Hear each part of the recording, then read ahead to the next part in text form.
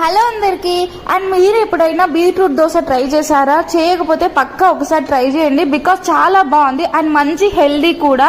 ఇప్పుడు అన్ని మిల్లెట్స్ తో ప్రిపేర్ చేసిన వస్తున్నాయి. అండ్ ఇది అయితే నేను ఫస్ట్ టైం చూసిన. సిరిసిల్ల వెళ్ళినప్పుడు అక్కడ గాంధీ చౌక్ దగ్గరలో ఒక హోటల్ ఉండే అనమాట. ఒకసారి అయితే తమ్ముడు తీసుకెళ్తే వెళ్ళిన, అసలు మస్తు ఉండే టిఫిన్స్ అక్కడ.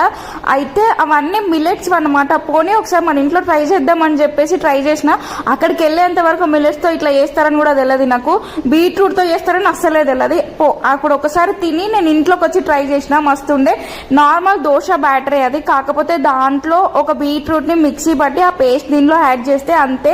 కాకపోతే నేను రెగ్యులర్ గా జొన్నలు వాడుతున్నా, రైస్ తక్కువగా, అంతే. 1 కప్ రైస్ అయితే 2 కప్ జొన్నలు, మినపప్పు 1 టేబుల్ స్పూన్, శనగపప్పు 1 టేబుల్ స్పూన్, మెంతులు ఒక 2 టేబుల్ స్పూన్స్ అటుకులు అన్నమాట. సో ఇవన్నీ సోక్ చేసి పెట్టి మిక్సీ పట్టాక దాంట్లో మనం ఒక బీట్రూట్ యాడ్ చేస్తే సరిపోతుంది.